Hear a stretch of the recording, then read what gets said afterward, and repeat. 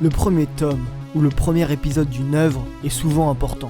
C'est la meilleure impression que l'on peut avoir. C'est ce que l'on analysera dans cette vidéo. Bonjour et bienvenue sur Manga Adaptation.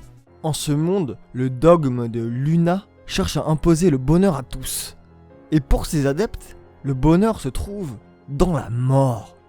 Momo, jeune institutrice d'un petit village, fait la rencontre d'un étrange garçon tombé du ciel qui ne se souvient ni de son nom, ni d'où il vient. Mais lorsque les villageois subissent l'assaut des missionnaires de Luna, ce garçon sans passé, baptisé Ten par celle qui l'a aidé, invoque une immense faux destructrice à l'aide d'un mystérieux rosaire. C'est un manga de Sakamoto Kenshiro, publié en 2019 en France par Pika et terminé en 3 tomes. On part sur un délire très spécial avec un shonen où la mort est bénéfique, donc une ambiance assez mortuaire, dérangeante.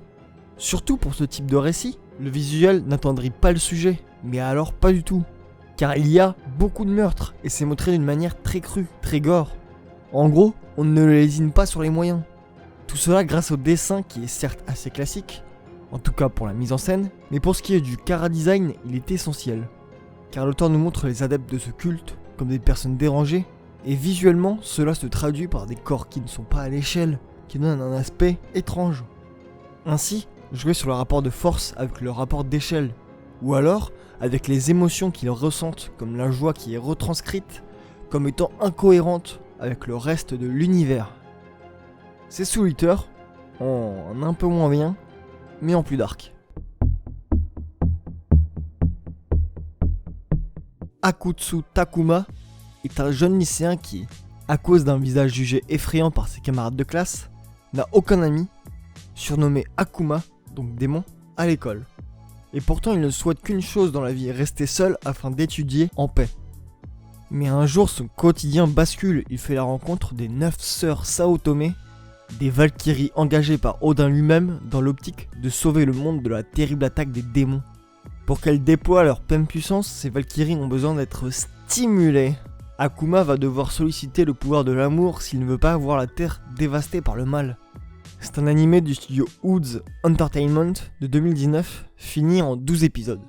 Là, on est dans fanservice l'animé, puisque le concept même de l'œuvre est basé sur ce thème. Il n'est même pas gratuit, il est donné. On a un concept d'harem au sein d'une maison. Il y a même des séquences de comiques, de situations et de gestes uniquement basées sur cela. Mais la seule différence avec tous les autres, c'est que cette situation est un enfer pour le protagoniste. Car il n'en veut pas du tout, contrairement aux autres personnages de ce type de récit. Il veut juste bosser tranquille. Du coup, avoir une tête de démon ne le dérangeait pas trop, puisque cela l'isolait des autres. Mais tout cela est mélangé à de la fantaisie sans aucun intérêt, où ce n'est pas le pouvoir de l'amitié, mais plutôt le pouvoir de l'amour, via le caressage ou le pelletage. Car les personnages féminins sont des armes que le héros va utiliser pour sauver le monde. C'est d'une débilité sans nom. C'est solitaire, sans talent et sans respect. Allez, à une prochaine fois, et lisez des mangas.